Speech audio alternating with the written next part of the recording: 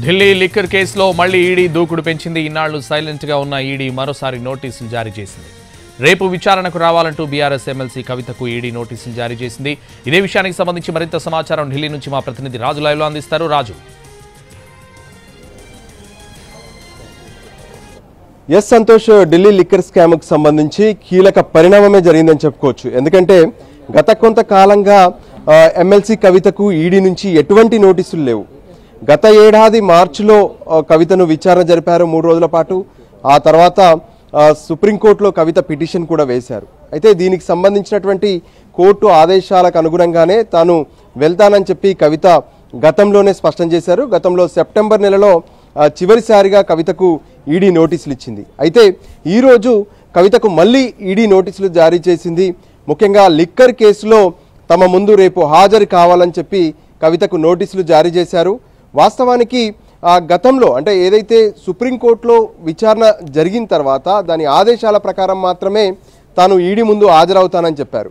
వాస్తవానికి మహిళలను విచారణ జరిపే విషయంలో ఈడీలో ఉన్నటువంటి విధానాలను తాను సవాలు చేస్తున్నానని చెప్పి మహిళల విచారణ పట్ల ఖచ్చితంగా కొన్ని రూల్స్ను పాటించాల్సి ఉందని చెప్పి కవిత సుప్రీంకోర్టును ఆశ్రయించారు.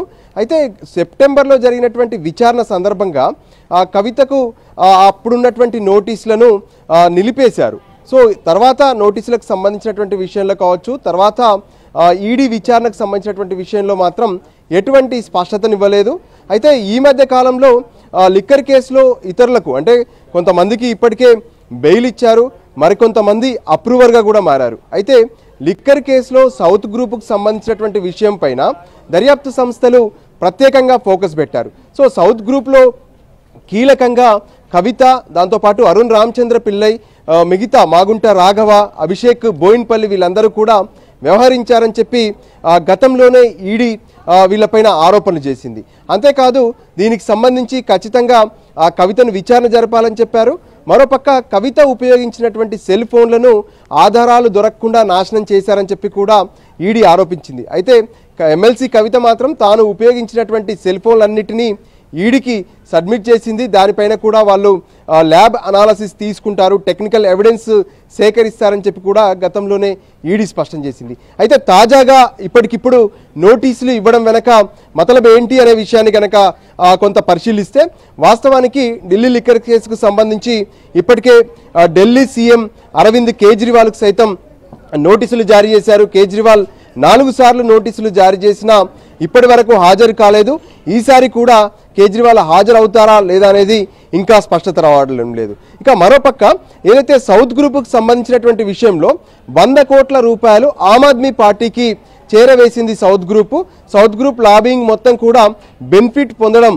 సో దానికి ఏదైతే లాబింగ్ ద్వారా 100 కోట్ల రూపాయలు ఆమ్ ఆద్మీ పార్టీకి చేరవేశారనేది ప్రధాన ఆరోపణ. దానికి సంబంధించినటువంటి ఆధారాలు, ఏ విధంగానైతే ఢిల్లీలో ఆ డబ్బును కలెక్ట్ చేసుకోవడం, ఇవన్నీ కూడా తమ వద్ద ఆధారాలు ఉన్నాయని చెప్పి ఈడీ ఛార్జ్ షీట్లో పేర్కొంది. సో దీనికి అనుగుణంగా కవితను మరోసారి ఈ విషయంలో విచారణ జరపాలనుకుంటున్నారు.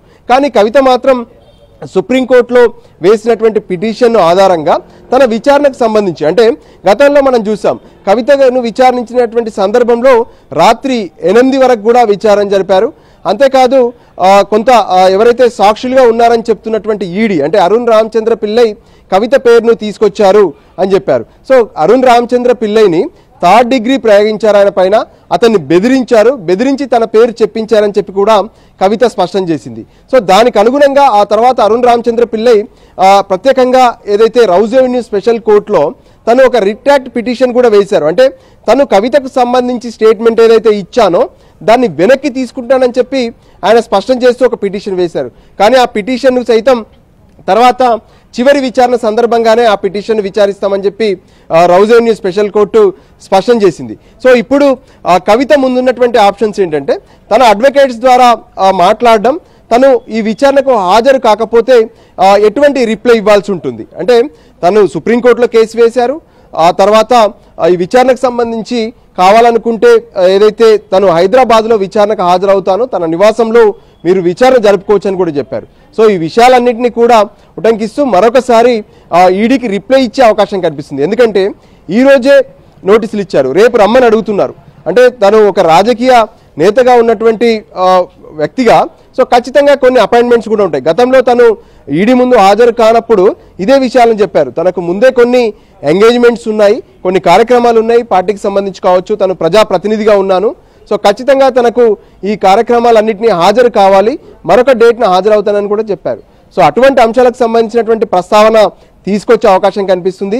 తన న్యాయ నిపుణులతో ఇప్పటికే కవిత సంప్రదింపులు జరుపుతున్నట్లు సమాచారం. సో మొత్తానికి ఇప్పుడు కవిత నోటీస్ అనేది కొంత రాజకీయ వర్గాల్లో ప్రధానంగా తెలంగాణకు సంబంధించి ప్రత్యేకంగా చర్చ జరుగుతుందని చెప్పుకోవచ్చు. ఎందుకంటే గతంలో ఎప్పుడైతే నోటీసులు ఇచ్చినటువంటి సందర్భంలో కవిత స్పష్టం చేశారు, అంటే ఎన్నికల్లో లబ్ధి పొందేందుకే బీజేపీ ఈ విధంగా చేస్తుందని చెప్పి కూడా తను ఆరోపించినటువంటి పరిస్థితి కనిపించింది.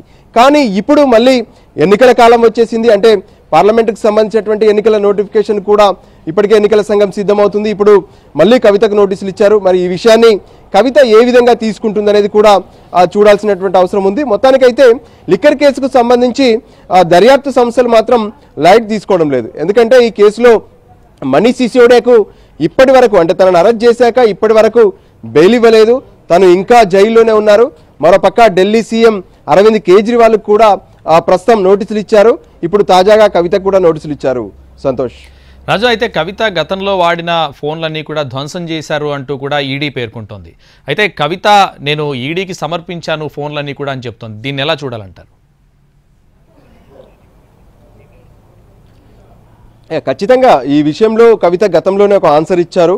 తను ఎప్పుడైతే గతంలో మార్చి నెలలో, అంటే గత ఏడాది మార్చి నెలలో దీనికి సంబంధించినటువంటి విచారణ జరిగింది. సో సరిగ్గా ఇప్పుడు 10 నెలలు అనుకోవచ్చు, ఎందుకంటే మార్చి నుంచి ఇప్పుడు మళ్ళీ జనవరిలో కవితకు నోటీసులు ఇచ్చారు. సో ఆ సందర్భంగా తనపై ఈడీ కావాలనే ఇటువంటి ఆరోపణలు చేస్తుంది.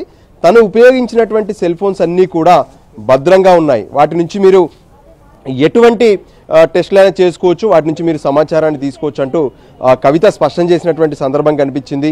తను ఈడీ విచారణకు వెళ్లే రోజు సైతం ఆ సెల్ ఫోన్స్ అన్నిటినీ తను ఈడీకి ఇవ్వబోతున్నానని చెప్పి వాటన్నిటినీ మీడియాకు కూడా చూపించారు. సో వాటన్నిటినీ ఇప్పుడు ప్రస్తుతం ఈడీ రికవరీ చేసుకుంది. వాటిలో ఉన్నటువంటి డాటాను కూడా వాళ్ళు టెక్నాలజీ ద్వారా సేకరించినట్టు కూడా మనకు తెలుస్తుంది. అయితే ఆధారాలతో పాటు, అంటే టెక్నికల్ ఎవిడెన్స్తో పాటు ఎవరైతే ఇప్పటికే ఈడీ అరెస్ట్ చేసినటువంటి వాళ్ళు ఉన్నారో వాళ్ళు ఇచ్చినటువంటి సమాచారం, వాళ్ళు ఇచ్చినటువంటి వాంగ్మూలాలను బేస్ చేసుకునే కవిత పేరును తీసుకొచ్చారు. అయితే కవిత ఒక విషయం కూడా మళ్ళీ అంటుంది, అంటే ఎఫ్ఐఆర్లో తన పేరు లేదు, సో తనను ఏ విధంగా ఇంత అర్ధాంతరంగా తనను విచారణ జరపడం కావచ్చు, ఇతర విషయాలంటూ కూడా ప్రస్తావించింది. సో దాని అన్నిటికి సంబంధించి సుప్రీంకోర్టులో ఇంకా కేసు కొనసాగుతూనే ఉంది. సెప్టెంబర్ తర్వాత మళ్ళీ ఈ కేసు లిస్టు కూడా కాలేదు. టెంటేటివ్లీ జనవరి మొదటి వారంలో కానీ డిసెంబర్ చివరి వారంలో కానీ దీనికి సంబంధించినటువంటిది ఉంటుంది అనుకున్నారు, కానీ విచారణ కూడా లిస్టు కాలేదు. సో ఫలితంగా ఇప్పుడు ఫైనల్గా తాజాగా కవితకు నోటీసులు ఇచ్చారు. మరి కవిత హాజరయ్యే అవకాశాలు అయితే తక్కువగానే కనిపిస్తున్నాయి. ఒకవేళ హాజరవుతే ఎటువంటి విచారణ ఉండబోతుంది, ఏ అంశాలను ప్రస్తావిస్తారు, ఏ అంశాలను అడుగుతారు? అంటే ఈ మధ్య కాలంలో ఈడీ ఏదైతే లిక్కర్ కేసును విచారిస్తున్నటువంటి ఈడీ అధికారులు ఎక్కడ కూడా వాళ్ళు సైలెంట్గా లేరు. దీనికి సంబంధించినటువంటి ఎప్పటికప్పుడు సమాచారాన్ని సేకరిస్తూనే ఉన్నారు. కావాల్సినటువంటి ఎవిడెన్సులు కావచ్చు, అరెస్ట్ అయినటువంటి వాళ్ళను విచారించడం. మరోపక్క ఇప్పటికే ఈ కేసులో అరెస్ట్ అయినటువంటి వాళ్ళందరూ బెయిల్స్ కోసం ముందుగా రౌజోని కోర్టులో ట్రై చేశారు, ఆ తర్వాత ఢిల్లీ హైకోర్టును ఆశ్రయించారు, చివరికి ఇప్పుడు సుప్రీంకోర్టులో కూడా కేసులు నడుస్తూనే ఉన్నాయి. ఈ సందర్భంగా ఈడీ వాళ్ళ బెయిల్ను వ్యతిరేకిస్తుంది, అంటే బెయిల్ ఇవ్వడాన్ని పూర్తిగా వ్యతిరేకిస్తుంది. ఎట్టి పరిస్థితుల్లో నిందితులుగా ఉన్నటువంటి అరెస్ట్ అయినటువంటి వాళ్లకు బెయిల్ ఇవ్వడం వల్ల సాక్ష్యాలు మారుతాయి అని చెప్పి కూడా స్పష్టం చేశారు. కానీ ఈ కేసులో మరికొంతమంది అప్రూవర్గా కూడా మారారు, వాళ్లకు బెయిల్ కూడా వచ్చింది. సో మొత్తానికైతే కొంత లిక్కర్ కేసుకు సంబంధించి దర్యాప్తును మరింత వేగవంతం చేస్తున్నారనేది స్పష్టంగా అర్థమవుతుంది. సో కవితతో పాటు అటు కేజ్రీవాల్ను విచారణ జరుపుతారు, ఆ తర్వాత వీళ్ళందరినీ విచారణ చేసిన తర్వాత మరి ఎటువంటి కంక్లూడ్కు ఈడీ రాబోతుంది, ఏ విధంగా సుప్రీంకోర్టు కవిత కేసుకు సంబంధించినటువంటి విషయంలో, అంటే మళ్ళీ వాళ్ళు సుప్రీంకోర్టును కూడా కోరే అవకాశం కనిపిస్తుంది. ఎందుకంటే ఇప్పటివరకు లిస్టు కాలేదు కాబట్టి తమ కేసును కొంత త్వరగా విచారణ జరపాలని చెప్పి స్పెషల్ మెన్షన్ చేసే అవకాశం కూడా సుప్రీంకోర్టులో ఉంటుంది. సో అటువంటి ప్రయత్నం మళ్ళీ సుప్రీంకోర్టులో కవిత తరపు న్యాయవాదులు చేసే అవకాశం కనిపిస్తుంది. సో మొత్తానికైతే ఇప్పుడు కవితకు ఇచ్చినటువంటి నోటీసులు రాజకీయంగానే కాకుండా లిక్కర్ కేసుకు సంబంధించినటువంటి విచారణ విషయంలో కూడా కొంత బ్రేకింగ్గా కనిపిస్తున్నాయి. సంతోష్.